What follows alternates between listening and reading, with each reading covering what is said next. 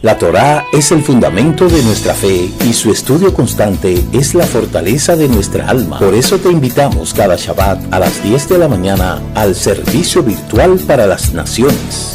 Mira cuán bueno y cuán delicioso es habitar los hermanos juntos en armonía, todos reunidos desde muchas partes del mundo, concentrados en el servicio virtual para las naciones, la recitación de la Amidá y el Shema, la lectura de la Torá, la bendición arónica y la exposición de la Haftará forman parte de las bendiciones que recibimos en cada Shabbat. Transmisión en vivo por nuestro canal Raíces Hebreas de la Fe RD.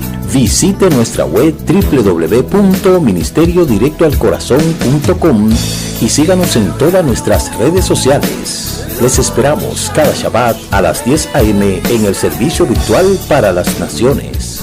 Shalom Ubraja.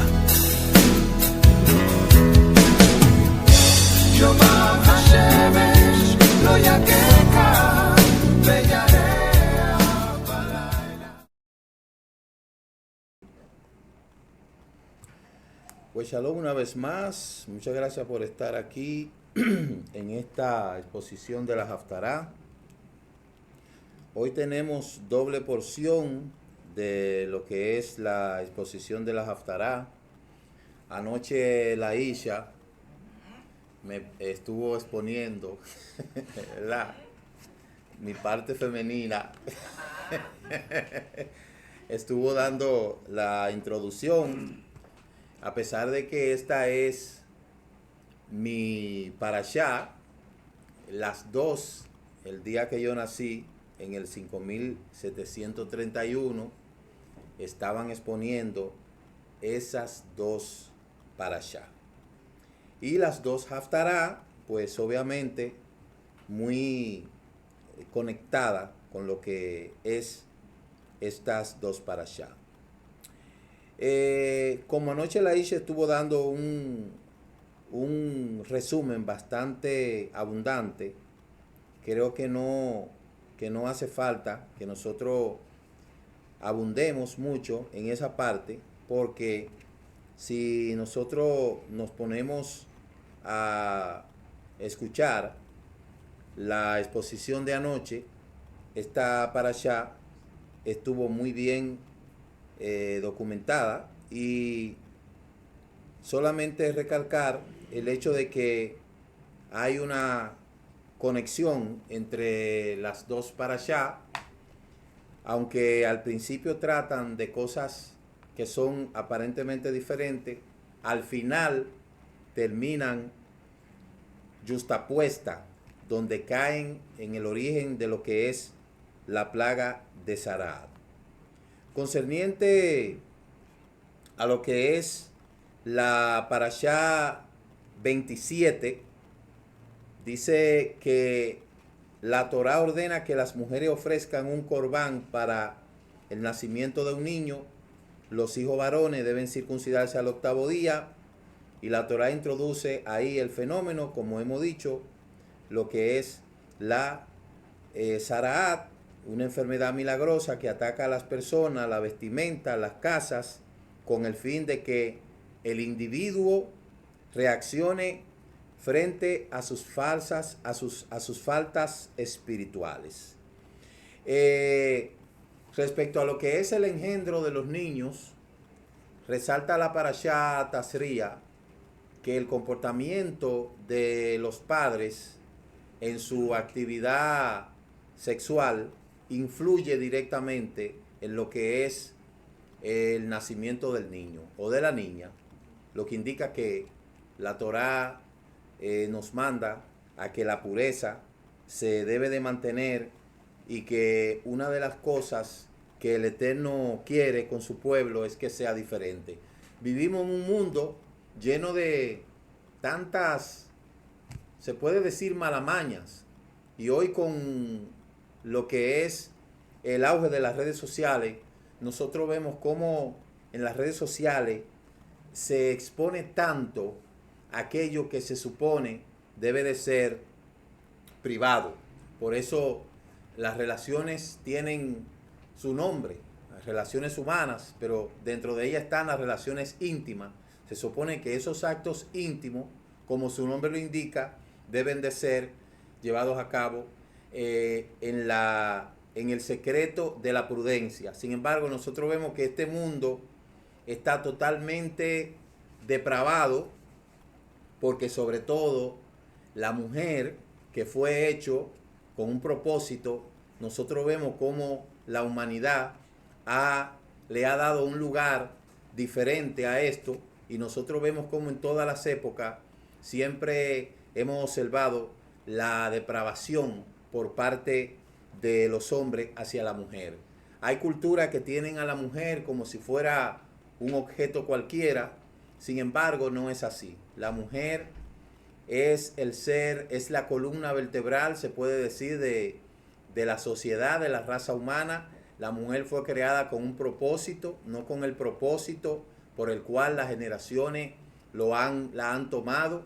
En muchas ocasiones hay muchas culturas que han tenido a la mujer como un objeto, como una cosa cualquiera. Sin embargo, eso no fue así. No fue esa la creación que el Eterno hizo para con la mujer.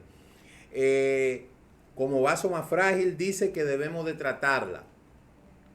Y debemos de entender que cada cosa que tanto el hombre haga con su mujer como la mujer con su propio cuerpo son cosas que no pasan indiscretas ante los ojos del Eterno.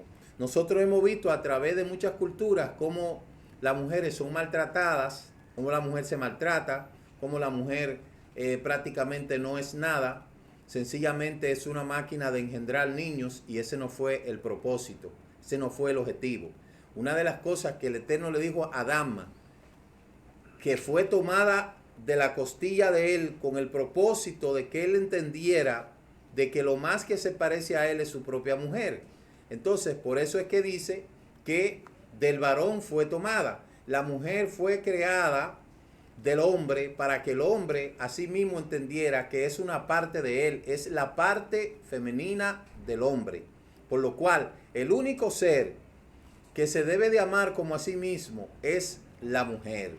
Entonces, independientemente de todo lo que las culturas antiguas han hecho concerniente a la mujer, nosotros nos enmarcamos en esta nueva generación donde a través de las redes sociales se ha utilizado el cuerpo de la mujer como un instrumento, como una forma de diversión, simplemente como una cosa cualquiera. Sin embargo, no es así.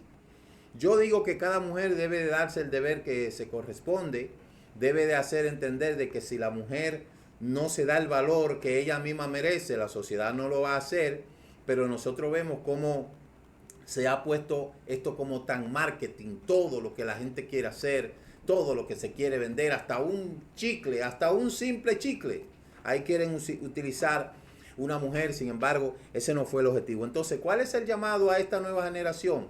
Que deben de mantener conservada esa primer objetivo de por qué fue creado, y nunca dejar que su vida sea usada como cualquier cosa, ¿no? Entonces, ese no es el objetivo. Los varones que estamos guardando Torah, que estamos estudiando Torah, debemos de entender que debemos de cuidar a los que estamos casados, a nuestras esposas.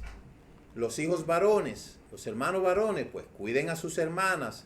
Hay culturas que son sumamente delicadas con esto. Por ejemplo, algunas culturas europeas que tienen una connotación asiática, como por ejemplo los turcos, cuando el padre muere, es el hijo varón que se encarga de todo lo de la casa, y cuando la hermana va a contraer matrimonio, tiene que ser filtrado por la bendición del hermano. Sin embargo, nosotros vemos que en nuestra cultura no es así. Nosotros vemos cómo hay un alto índice de embarazos en la adolescencia, porque esa cultura, ese conservadurismo no existe en nuestra cultura. Entonces, la idea de que la mujer, la joven, no puede ir virgen al matrimonio, que eso es un tabú, eso es algo totalmente erróneo. ¿Por qué? Porque precisamente por eso es que hace que el hombre no le dé el valor que le corresponde a la mujer. Si una joven se entrega a su novio, ¿verdad? A relaciones sexuales, prematrimoniales, ¿quién garantiza de que en el futuro ese muchacho se case con ella? Porque prácticamente ya rompió una de los órdenes más espirituales que dice la Escritura, que es mantener la virginidad antes del matrimonio. Pensaríamos que nosotros estamos hablando como quien dice al desierto, pero no es así. Nosotros somos de los que creemos que la joven debe de conservarse hasta que llegue a la consumación de su matrimonio. Para eso nosotros estamos enseñándole y estamos nosotros instruyéndolo. Ustedes se topan con ciertas corrientes que le dicen cómo es que a esta altura, que tú tienes 15, que tienes 16, 18, 20, 24 y que tú todavía no tienes novio. Para este tiempo es una cosa muy rara, pero no es raro para aquella que quiere conservarse para cuando llegue el momento de entrar a ese voto de Querushin, lo haga con un hombre que sea su esposo una vez y para siempre. Porque yo no sé si es que a esta cultura se le enseñó que el matrimonio no es para toda la vida, sino que eso es para todo un momento, o para un tiempo. No es así. Entonces nosotros albergamos la esperanza y estamos trabajando en eso, de que nuestras jóvenes entiendan de que el valor que ellas tienen es algo incalculable y por ende nunca se van a entregar a una persona que lo que quiera ir a pasar un tiempo o un rato, usarla como se acostumbra en esta época. No, toda persona tiene que entender, o toda hembra tiene que entender que debe de darse su valor. El tiempo que llegue de que se le tenga que casar, que tenga que entrar al voto de Querushin, pues lo haga como debe de ser. Y que el muchacho, que igual debe de guardarse, porque yo no sé qué es lo que dice esta generación, yo no sé cuál es la temática, la mente de que el joven no se puede conservar y no puede ser virgen o señorito antes de hasta que se case. Eso es un tabú también.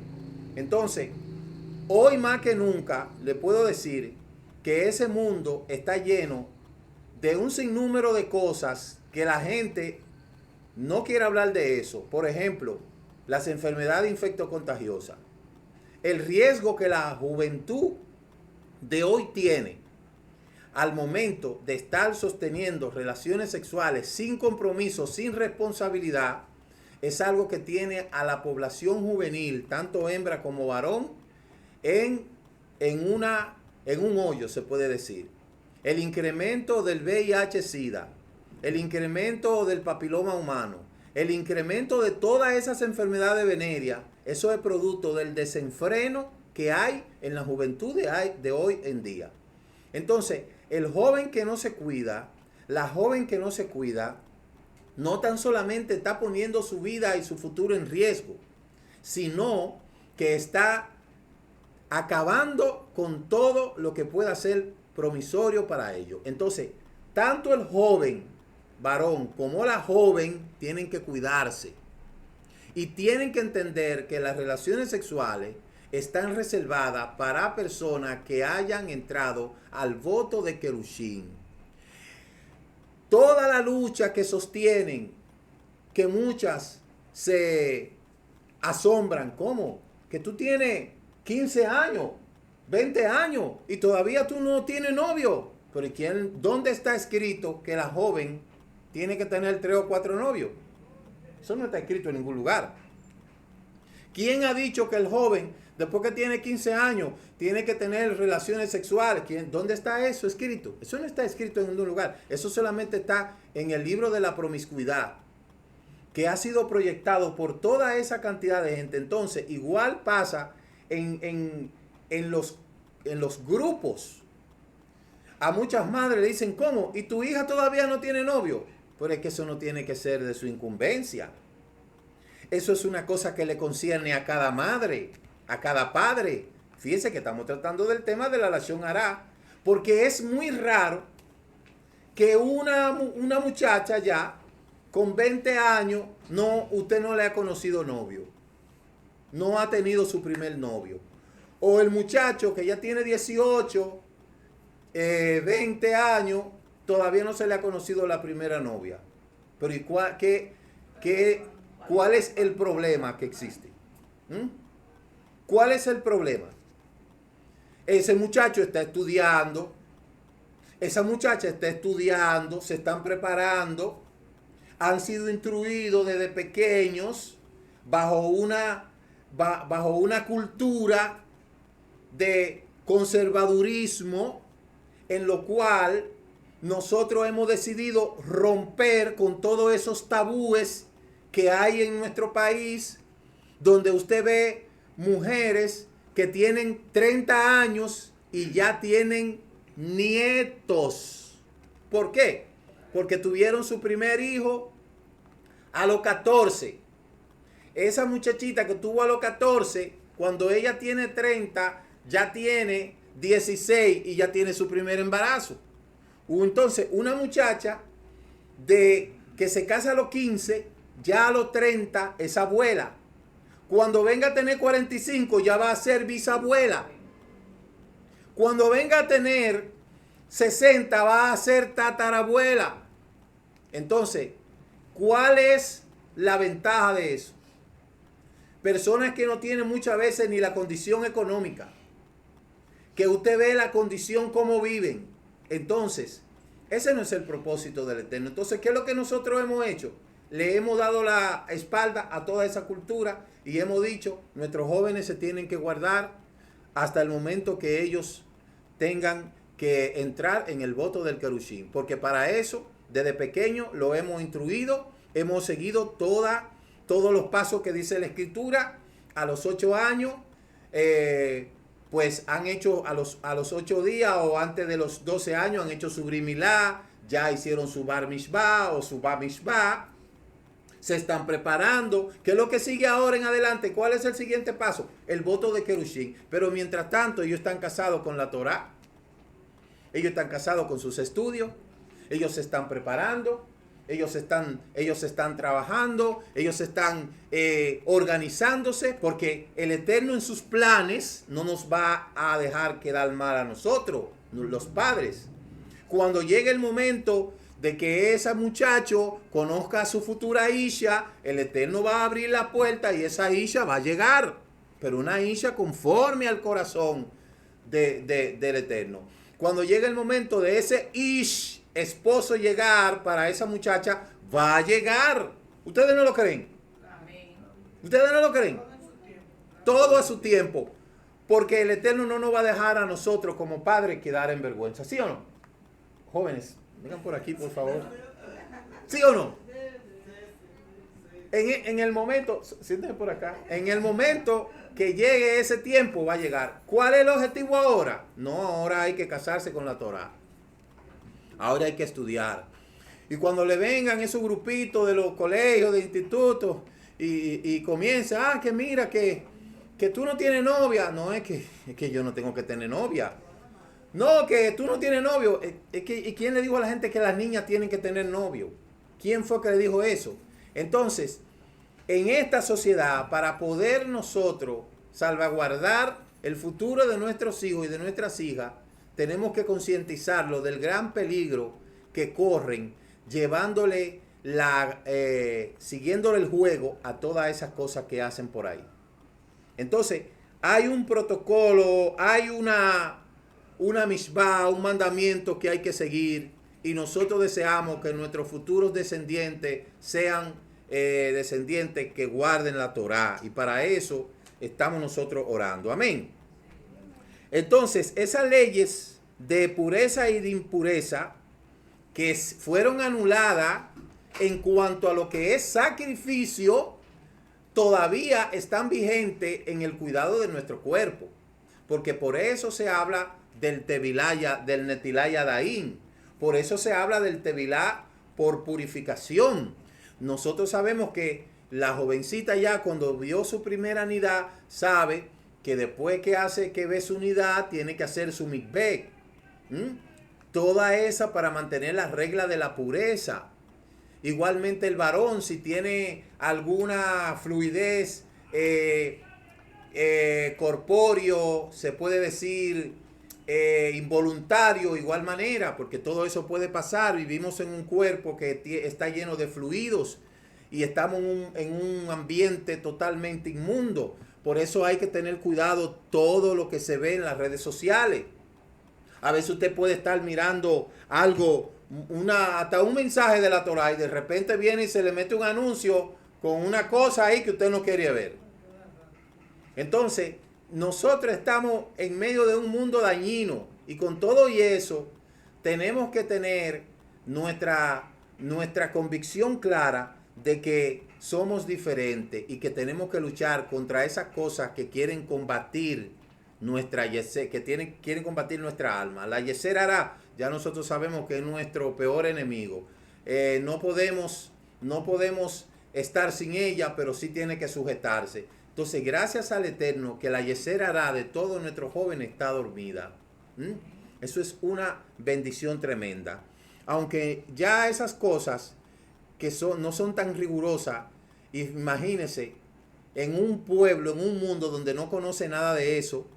Usted sabe que no conoce nada de eso, donde nosotros vemos cuando van a la famosa educación sexual, usted ve que lo que va la sexóloga o el sexólogo es hacer morbo, lleva un preservativo con un pepino para unos muchachos a hacer morbo, que no se le instruye tampoco, no se le da la verdadera educación.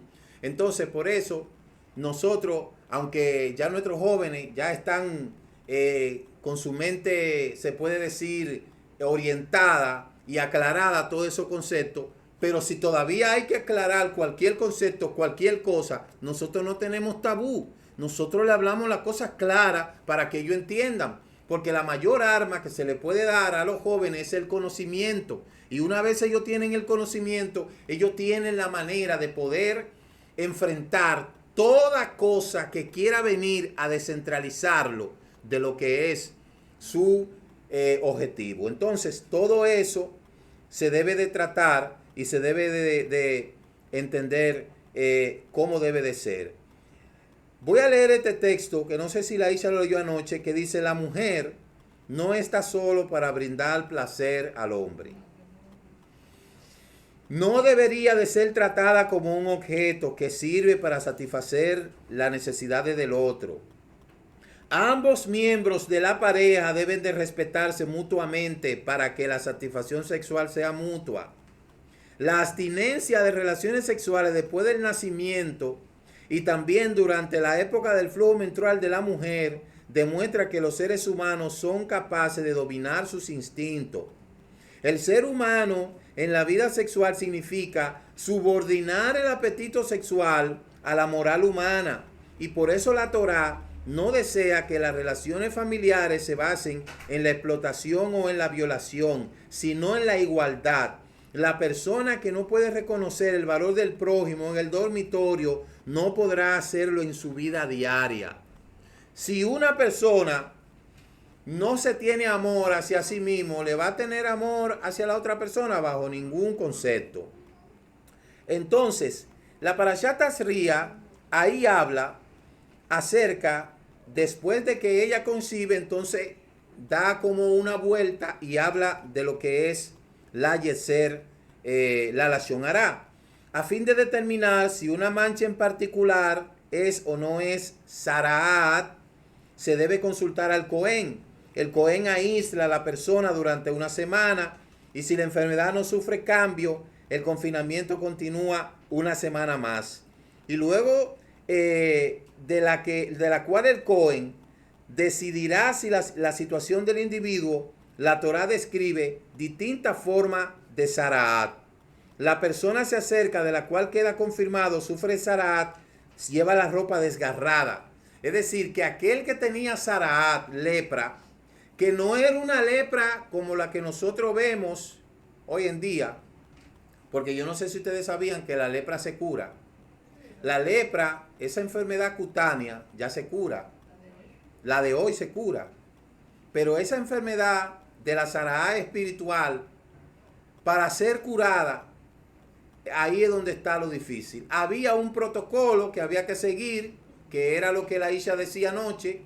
Se tomaba dos aves. Una se degollaba y la otra se soltaba. La ave que se soltaba representaba las palabras que la persona habló que le causó la Saraat. Y la muerta entonces se rociaba sangre y se le untaba en la parte de la oreja y luego en el pie derecho. ¿Qué significa la oreja? Esto significa que se puso a escuchar palabra que no debió de escuchar. Cuando se habla de un chisme, dice el Midrash que existen 3 personas involucradas. El que lo dijo, el que lo escuchó y de quien se habló. Entonces, para eso se ponía aquí. En el dedo quiere decir que se metió en cosas que no debió de meterse. Entonces, mire lo riguroso que era, oiga bien, sanar este tipo de afección.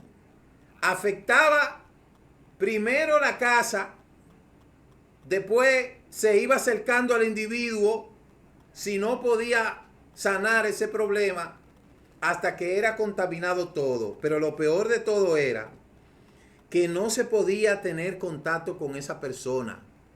Es decir, había que tenerlo fuera, porque era una persona que podía contaminar.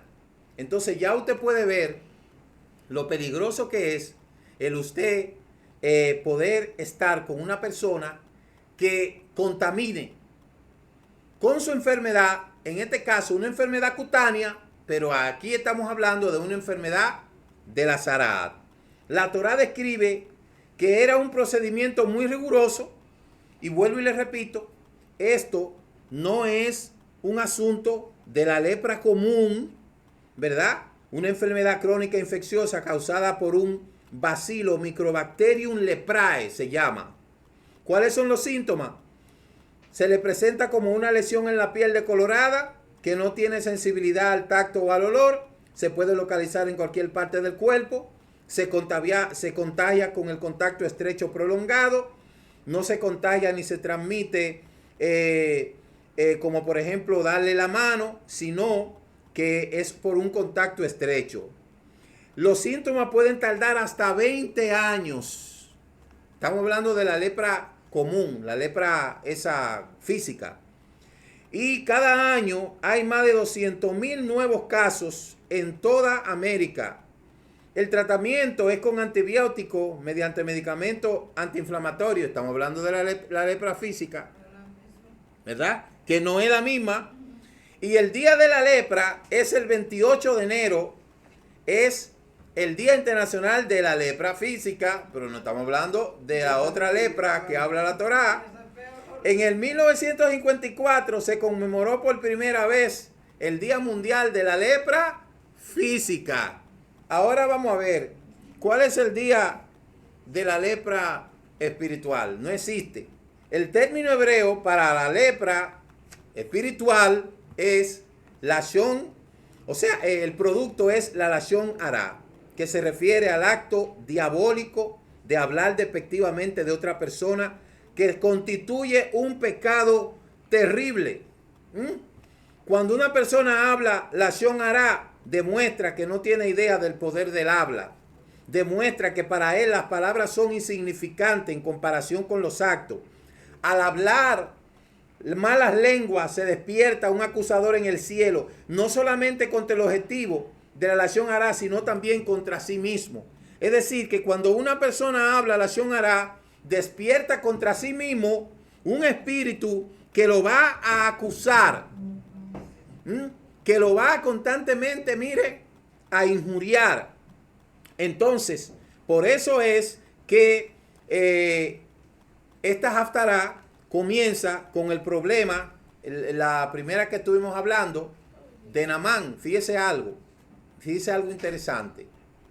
En la escritura solamente existieron esos 2 casos de lepra en lo que es la Taná, o sea, la Torá, que es Naamán y esos 4 leprosos.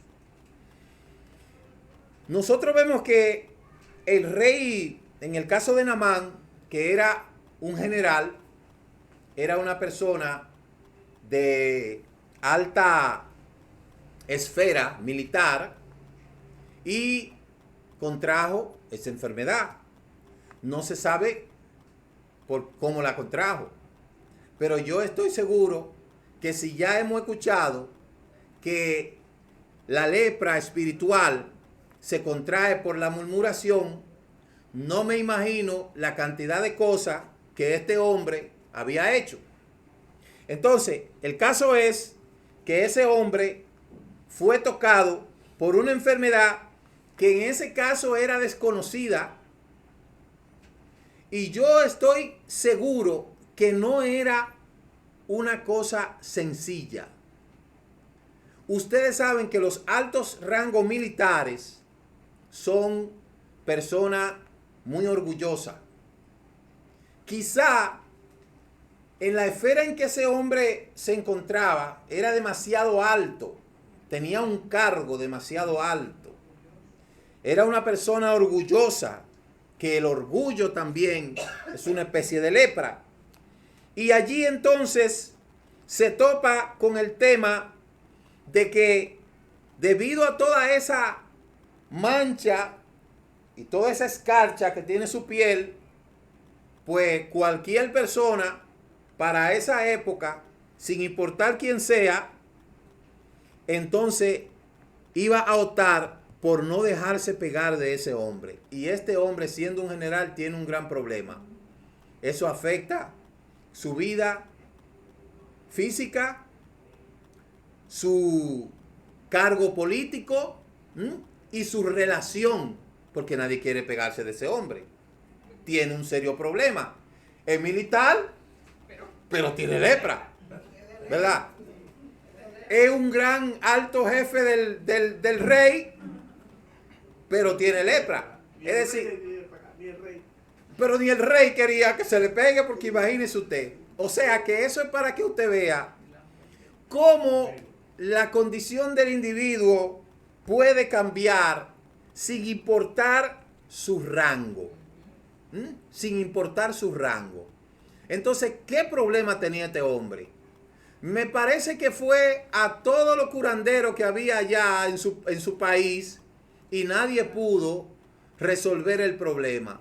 Entonces, una muchacha que era hebrea, que había sido llevada a la casa, le comenta y le dice: miren, yo he escuchado que el general Naamán tiene una enfermedad contagiosa, pero allá en Israel hay un hombre que puede ayudarle.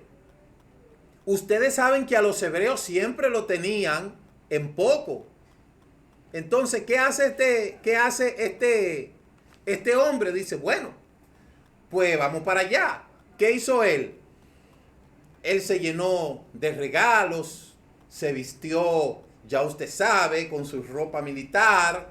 El gran visir del rey va a ir a visitar a un profetica por ahí, un hombre pequeño. Según dicen, Eliseo no era muy alto, ¿verdad? Y resulta que fue con todo su esplendor a impactar al profeta. Su séquito, sí, esa gran caravana. Porque era el gran visir del rey. Y cuando llegó allí, próximo al profeta, que le avisan, allí está el gran general Naamán, que ha venido a verlo. Me parece que Eliseo lo que hizo fue, dile a él que se vaya a bañar allí al río Jordán. Qué decepción para Naamán. Qué decepción. Y esa es la manera en que me vienen a mí a retirar. A mí, diría él, a Naamán. ¿Cómo me viene a recibir ese hombre de esa manera? Ni siquiera me vino a recibir, porque a lo mejor él estaba esperando que, como era un gran hombre. Y el profeta lo único que le dijo, dile a él Le mandó a decir que ni siquiera salió. Ya usted sabe la cachetada que le dio a ese general. Dígale que se vaya a bañar al río Jordán. ¿Cómo? Y encima de eso me ignora, no me respeta. Y encima de eso me manda a bañar a un río sucio.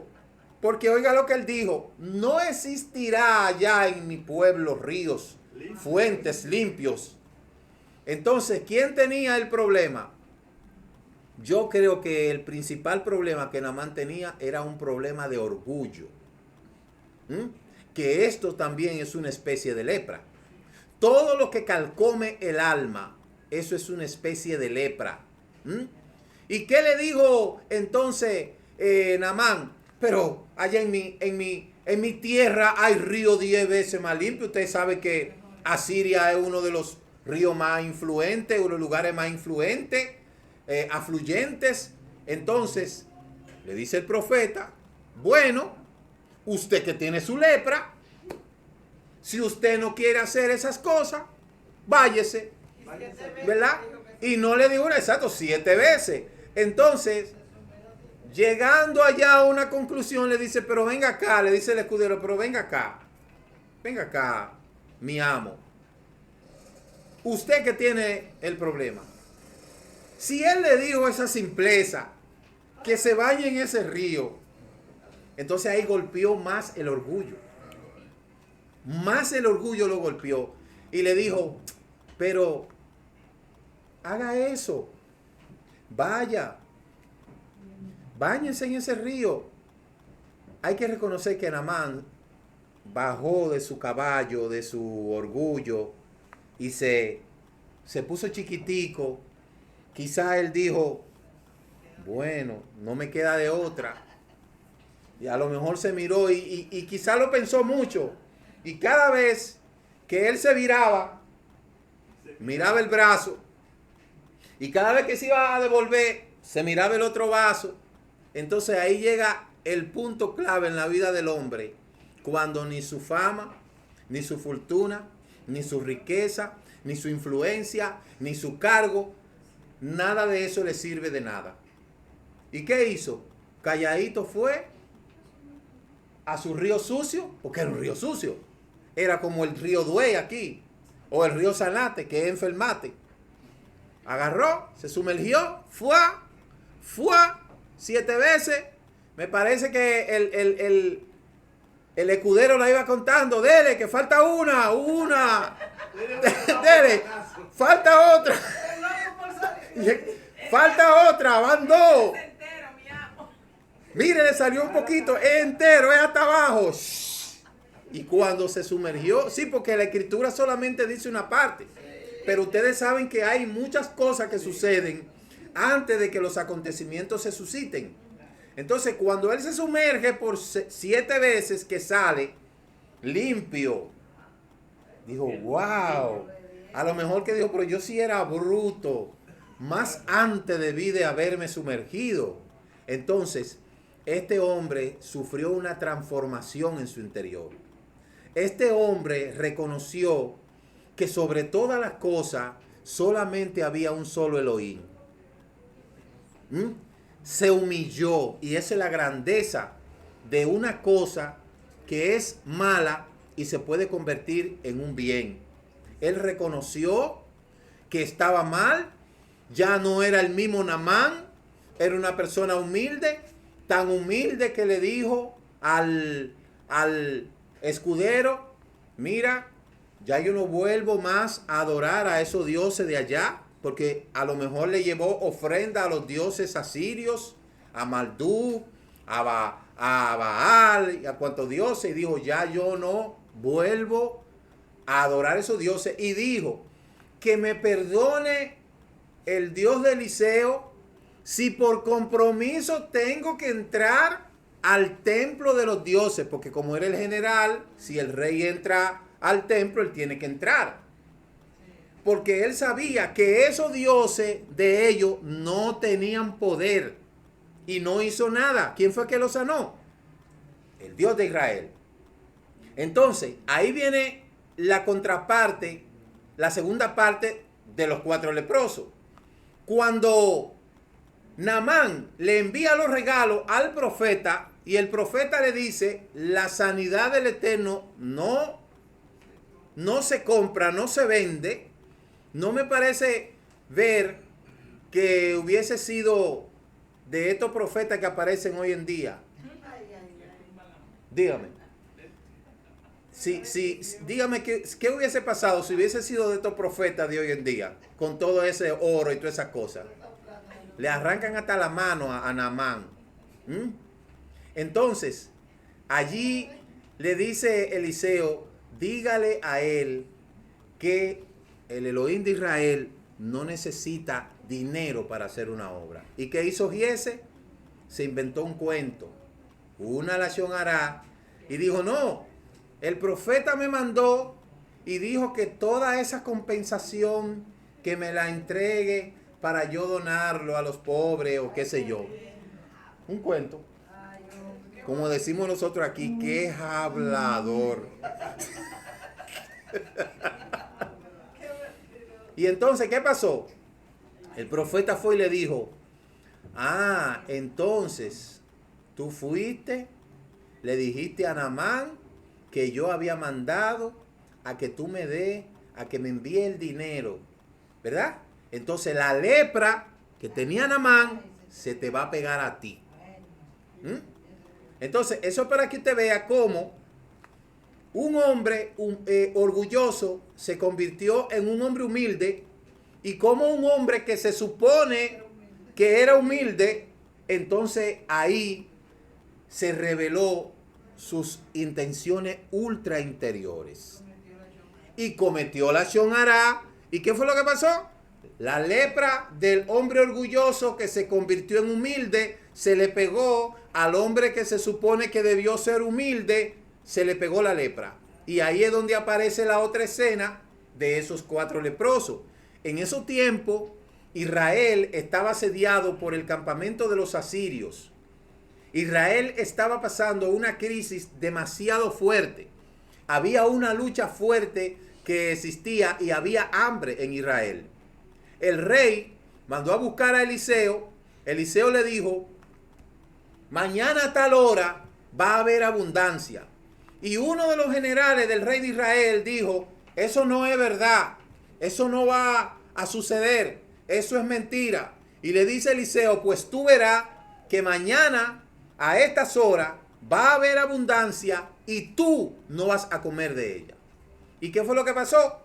Allí, esos 4 leprosos llegaron al campamento de los asirios y dice el Midrash que uno de esos leprosos, ¿quién era? Giese. Según dice el Midrash, Giese era uno de esos leprosos. Entonces, le dicen al rey que habían 4 leprosos, porque los leprosos dijeron, ya nosotros nos expulsaron del campamento. Nosotros, como quiera, nos vamos a morir.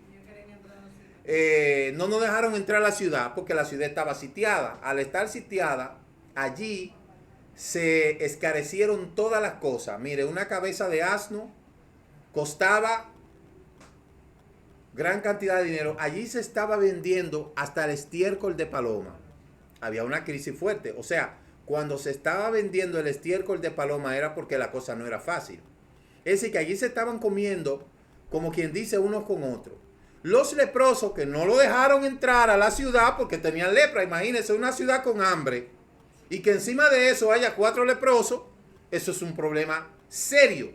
Dijeron ellos, miren, vámonos de aquí porque como quiera nosotros si nos quedamos aquí nos vamos a morir de hambre. ¿Y qué hicieron ellos? Salieron de la ciudad. Cuando fueron al campamento de los asirios, ven esa desolación, porque los asirios se soñaron que venía un gran pan de allá de Israel y salieron huyendo y dejaron todo. Cuando entran los leprosos y ven que no hay nadie, se saciaron, comieron, se llenaron, guardaron y dijeron, bueno, nos hicimos. Pero como no nos quieren dejar allá entrar a la ciudad, tenemos que quedarnos tranquilos. Entonces dijo uno no es bueno lo que nosotros estamos haciendo. ¿Por qué no es bueno? Nosotros nos hemos saciado. Ya tenemos todo. Y nuestros conciudadanos se van a morir de hambre. Y me parece que uno le dijo, pero acuérdate que ellos nos votaron a nosotros. Acuérdate que nosotros no podemos entrar ahí. Y a lo mejor otro le dijo, pero vamos a darle un chance. A lo mejor otro dijo, no, que se mueran de hambre, que ellos nos votaron a nosotros. Entonces, ellos mismos dijeron que no lo iban a dejar entrar. Exactamente, porque teníamos lepra. Pero entonces dijeron, pero ok, vamos a avisarle. Fueron y le dijeron, miren, me parece que de lejos, miren, allí, ¿cómo? En el campamento de los asirios. ¿Qué? Acércate un poquito. Allá, en el campamento de los asirios, que no hay nadie. Me parece el que está ahí, dice, pero ¿qué es lo que ese hombre está diciendo? Él está diciendo que allá en el campamento de los asirios, que no hay nadie, que hay mucha comida. Antes de decírselo al rey, yo supongo que tuvieron que confirmarlo. Sí, porque no lo creían. Porque no lo creían, porque iba a decir, pero dijeron, pero esa gente está lleno de lepra. ¿Tú le vas a creer a esos leprosos que están así por mentirosos? ¿Ustedes le van a creer a eso? Me parece que los leprosos, porque es bueno recaudar esa escena, porque es muy fácil decir, y los leprosos fueron, no, es que no le van a creer a 4 gente que están infectados de lepra por mentirosos. Y afuera, y excomulgados, le van a creer así como así. Entonces me parece que ellos le dijeron, mire todo lo que tenemos, mire cuánta abundancia hay, es verdad. ¿Ustedes están seguros? Sí, mírenlo aquí, ya nosotros no comimos, estamos llenos, vayan, díganle al rey. Entonces se decidieron y van y le informan al rey. Mire, rey, allí en el campamento de los asirios, 4 personas, porque me parece que no dijeron tampoco que eran 4 leprosos, porque si le dice el rey no le iba a creer. Allí en el campamento de los asirios está desolado y hay gran abundancia. Y ahí entonces es cuando abren la puerta y el hombre que dijo que no iba a haber abundancia, toda la gente le cayó encima y lo mató. Entonces, mire cómo un mal se convierte en un bien.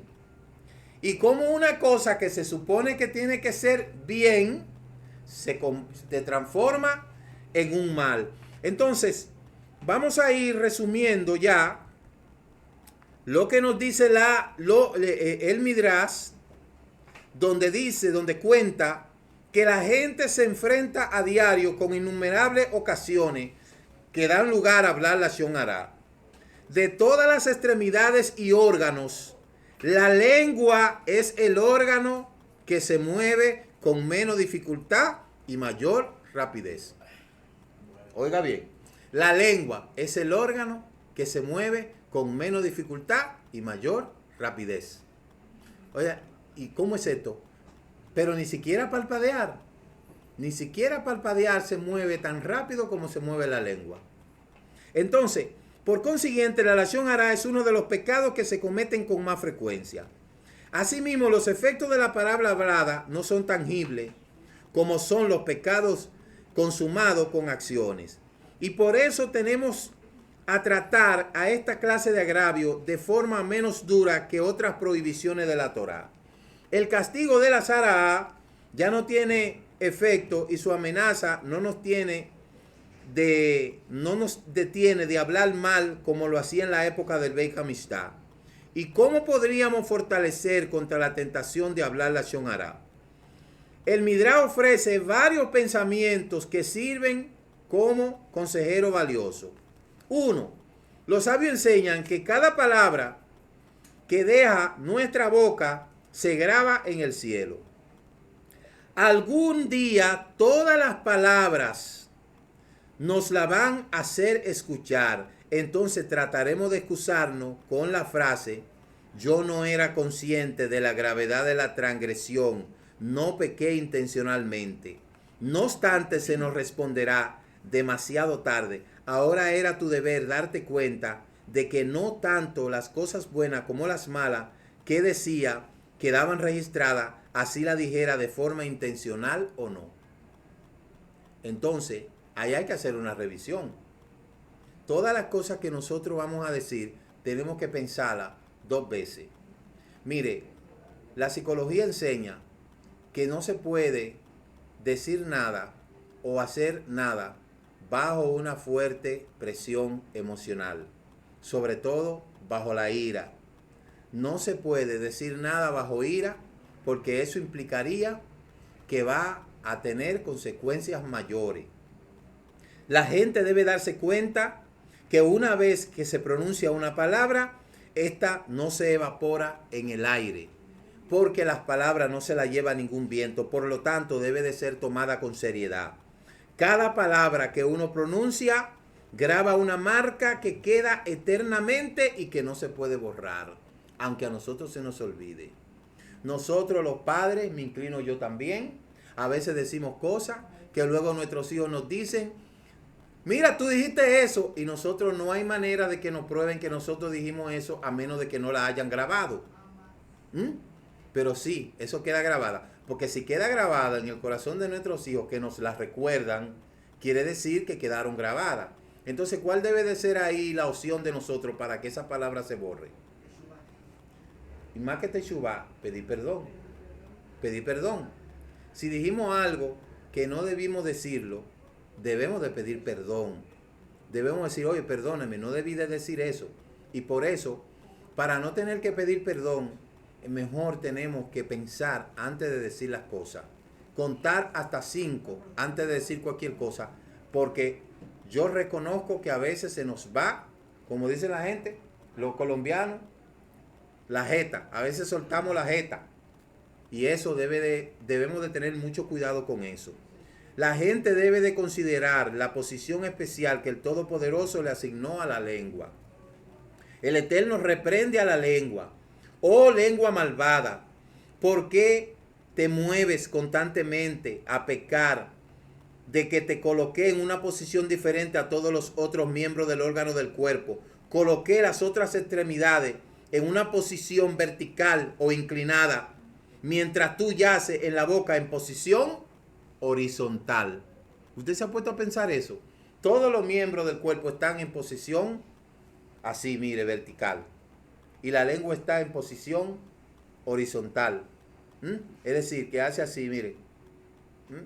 Todos los miembros, usted lo ve así, pero la lengua no, la lengua es así. Entonces, esto indica que la posición natural de la lengua es la de descanso y esta no debería estar en movimiento permanente. Óigame, la lengua fue puesta horizontal para que se mantenga tranquila. Y entonces no deja estar tranquila. Eso es vibrando constantemente. El Todopoderoso le dijo a la lengua, te encenderé, te cerqué con 2 tapias para advertirle a su dueño de que no deje que te pierda. Un cerco interno formado por dientes y una barrera eterna formada por carne, los labios que te encierran. ¿Cuántas otras barreras necesita para impedir que hable mal? El nudo aquí. Entonces, el Eterno le encomendó a cada órgano una tarea especial y cada uno de ellos nos debieran de alentar para que lo empleemos solo para uso benéfico que el Creador desea. La lengua fue otorgada para que pronuncie la palabra de la Torá, la tefilá, y para que beneficie al prójimo. Dice el Rabí Bar Yochai, si hubiera estado presente en Matán Torá, la entrega de la Torá, le hubiera pedido al Todopoderoso que le diera a todos los seres humanos una segunda boca que sirva solo para el fin de aprender la Torá, debido a que no es apropiado la boca que se dedica a la ocupación superior de pronunciar la Torá se utilice al mismo tiempo para comer y discutir sobre asuntos que no tienen que ver. Sin embargo, lo volvió a pensar y cambió la idea. Esto no estaría bien.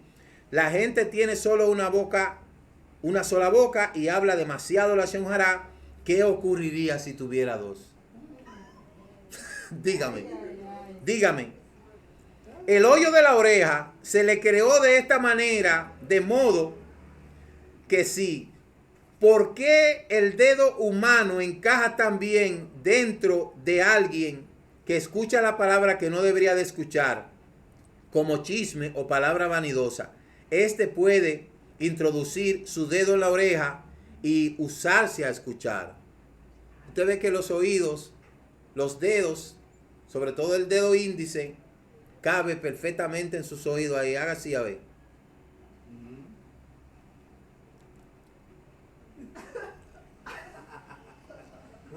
No, pero yo no estoy hablando.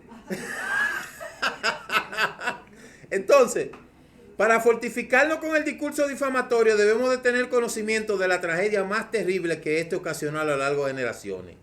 La serpiente difamó al Eterno contra Java. Él te prohíbe que comas del árbol de la sabiduría debido a que teme que tú te parezca también y que crees mundos. Esta palabra le causaron la muerte a la humanidad. El Creador marcó a la víbora con dos señales físicas en su discurso difamatorio. Cubrió su cuerpo con manchas blancas que se asemejan a la zaraat. Todas las culebras, sean blancas o sean negras o amarillas, tienen mancha. Eso es una señal de la lashon hara. ¿Nunca usted ha visto una culebra de un solo color? ¿Verdad? Entonces, ya usted puede ver que eso es una especie de zaraat. Y también le partió la lengua. A pesar de que todos los reptiles tienen la lengua dividida, pero la serpiente más. La lengua de la serpiente está dividida en dos, que hace así y se divide. ¿Verdad? Imagínese la maldición que le cayó. También cubrió su cuerpo con mancha blanca, partió su lengua y exclamó: malvada. Al ver tu lengua partida, los seres humanos van a recordar que tú has sido la primera en hablar mal, en hablar lashon hara. Todos los problemas que sobrevinieron a Yosef como consecuencia fue por hablar lashon hara. En el desierto nuestros antepasados probaron al Todopoderoso con 10 pruebas, hicieron becerro de oro. Sin embargo, en el desierto no los condenó a muerte por causa del pecado mencionado. De las 10 pruebas que determinó su destino, fue la que contenía lashon hara en el incidente de los espías, en la parashá Shelaleja, parashá 37. ¿Qué fue lo que hicieron ellos? Murmuraron. Entonces, este incidente relata en el Taná que allí la lashon hara ha sido prácticamente la maldición que ha causado al ser humano la desgracia más grande. Estamos hablando del chisme, calumnia, murmuración, ¿verdad? Y todo lo que respecta. Ahora bien, hay otros aspectos que no se toman como lashon hara, que son lashon hara también. Por ejemplo, la gente que se inventa historia. Gente, oiga bien, escuchan una cosa, interpretan otra, ellos entienden otra y dicen otra. El hecho de estar poniendo palabras en la boca del otro que ese no dijo, también eso es lashon hara. Hay gente que tienen una exageración mega ultra. Eso es lashon hara. Personas que se viven designando cosas que ellos nunca han sido. Eso nosotros lo vemos en muchas religiones. Usted oye mucha gente testificando cosas que parecen que fueron sacadas de una película de Hollywood, que viven inventando cosas que usted dice, pero ¿y cuándo fue que pasó eso? ¡Wow! Eso se llama lashon hara también. Inventarse historias, cuentos, andar diciendo cuantas cosas que nunca han experimentado y nunca han hecho y nunca han pasado. Eso también es lashon hara. Mire, el mundo está lleno de mentirosos. Hay personas tan mentirosas, oiga bien, que tan solamente al abrir sus labios usted se está dando cuenta que eso es falso. Pero también él hará aparentar una vida que no es. Hoy en las redes sociales, yo escribí hace mucho, en el Facebook somos todos ricos. Aparentar una vida que no es, vivir una vida que no es, tener un cargo que no es. Hay gente, mire lo que ha pasado en este país. Hay gente que se han inventado que son doctores, han falsificado títulos, han usurpado funciones, tienen un sinnúmero de cosas basadas en una mentira. Hay que ser transparente. El mensaje final es que tenemos que ser transparentes. Tenemos que vivir tal cual como somos, sin apariencia, como dice la Escritura, no teniendo apariencia. ¿Por qué? Porque al final lo que están viviendo la realidad son esas personas. Usted sabe lo que es, lo difícil que es un individuo que no pertenece a una élite social y quiere vivir una vida. Es como quien dice que él tiene una vida de rico en un cuerpo de pobre. El mundo está lleno de eso. El mundo está lleno de eso, de personas que usted lo ve y dice, oh, pero que han vivido toda una vida aparentando y por eso han engañado tanto. Los grandes engaños y las estafas inmobiliarias que han ocurrido en este país han ocurrido por personas que se han proyectado en las redes sociales, que usted lo ve, que son unos, ¿verdad?, ricos, y cuando va, no son nada.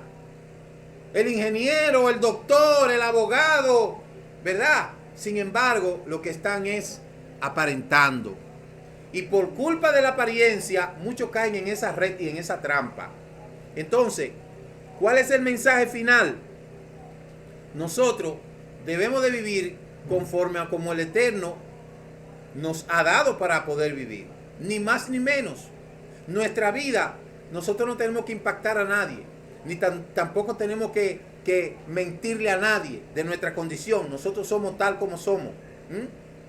No tenemos que estar mintiendo para aparentar una cosa que no somos. Eso no es verdad. Nosotros somos tal como somos. ¿Ve? Tal cual. Así como somos de frente, somos de espalda. No tenemos nada que ocultar. No tenemos cola que nos pise. Somos tal cual. Que lo que nosotros somos en persona sea lo mismo que nosotros proyectamos en las redes sociales. Que básicamente es el mundo donde todo es rico. Donde todo el mundo es rico. Las redes sociales. Eso también, ahí iba a terminar. De personas que no viven la vida de ellos por querer vivir la vida del otro. Hay gente que le quiere saber lo que usted comió, lo que usted tiene, la casa que usted tiene, el carro, los viajes que usted hace. Hay gente que le llevan a usted, son contadores. Le llevan la cuenta suya de todo lo que usted hace.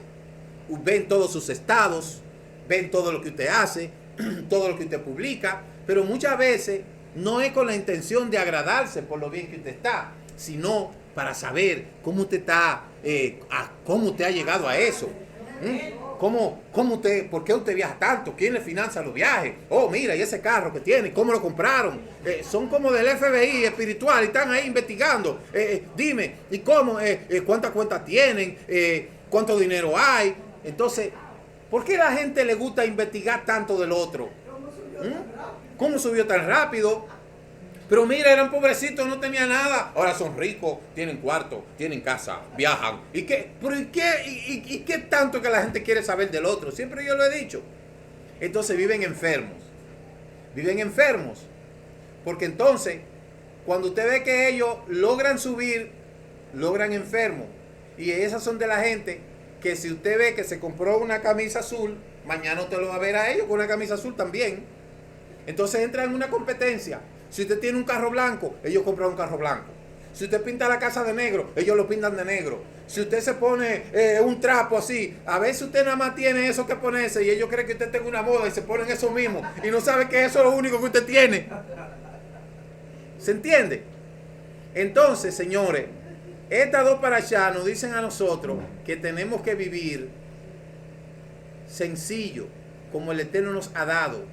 Que las bendiciones del Eterno sean evidentes para darle gracias a Él por todas las cosas que nos ha hecho, que nos ha dado y a los lugares a donde nos ha permitido llegar, y que todo sea humildemente. Olvídese, al final, el que vive llevando vida sufre más. ¿Por qué? Porque se está llevando de todo. A veces yo publico una foto de un viaje que yo hice hace 8 años y me están preguntando, wow, y ese viaje, qué bien ese viaje, pero eso hace tiempo que yo hice eso por ahí. Porque ni siquiera se dan cuenta la fecha de las publicaciones. Ve, ¿para dónde andan? Así yo voy a estar también, no se preocupe. Cuando yo sea grande, yo quiero ser como tú. ¿Por qué es esto? Entonces, claro, yo subí en estos días un bebé ahí, el bebé de Wendy, y le dijeron, felicidades, ya tiene su nieto. Oye, el bebé de Wendy, yo lo subí ahí al estado y me escribió uno, wow, qué bueno, ya tiene su primer nieto. Usted sabe lo que es eso. Entonces, la gente vive bien preocupado por el otro, mortificado por el otro, y uno muerto de risa. Yo siempre digo a la gente, utilice las redes sociales para subir memes, para hacer chistes. No lleve su problema a las redes sociales, porque cuando se acostumbran a subir todos los problemas a las redes sociales, el día que suben el problema y no suben la solución, la gente se queda entonces con la incógnita. Pero ven acá, ¿resolvió el problema? No lo resolvió, porque nada más resolvió el problema, nada más subió el problema, pero no subió la solución. Entonces, así no es. De modo que el Eterno nos ayude a nosotros tener control de nuestro miembro más peligroso y someternos, y entienda una cosa, que tenemos que ser como la tortuga. ¿Usted sabe por qué la tortuga vive más de 100 años? Porque solo se mete en la vida de ella. No le da tiempo para más nada, solo para corregir sus propios errores. Por eso, nosotros, si nos preocupamos por alguien, que sea para saber el bienestar como está, si está enfermo para orar por él, si está en necesidad para ayudarle con algo, ¿verdad? Si está pasando algún problema, orar por él para que el Eterno le ayude. Para eso es de la única forma que nosotros necesitaríamos saber cómo está el otro cuando lo hacemos sanamente. Pero a la mayoría de la gente no le importa cómo usted está. Créame que no le importa cómo usted está. Ni le interesa saber cómo usted está. Lo que quiere saber cómo usted está, sí, pero para criticar. Entonces, no tenemos que darle cuenta a quien no tenemos que dar cuenta. Amén. Así es que el Eterno le bendiga, que el Eterno le guarde y que el Eterno nos ayude a vivir para el Eterno y a vivir conforme a su Torah. Amén. Shalom, shalom.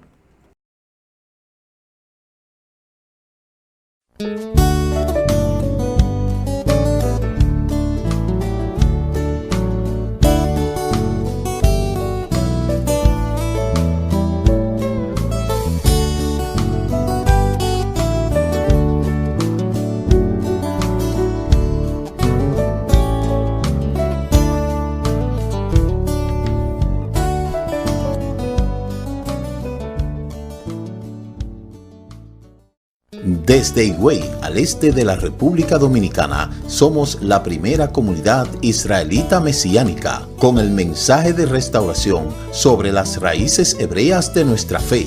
Le invitamos a seguir nuestras transmisiones en vivo. Cada semana, la porción semanal de la Torá, el servicio virtual de Shabbat, los mensajes regresando a tus raíces y la plegaria de la mañana, bendición matutina. Visite nuestro canal en YouTube Raíces Hebreas de la Fe RD, haga clic, comparta y suscríbase. Si desea comunicarse con nosotros, escríbanos a los teléfonos 809-671-2593, 829-325-8376. Más información en nuestra web www.ministeriodirectoalcorazon.com. Shalom Ubrajá.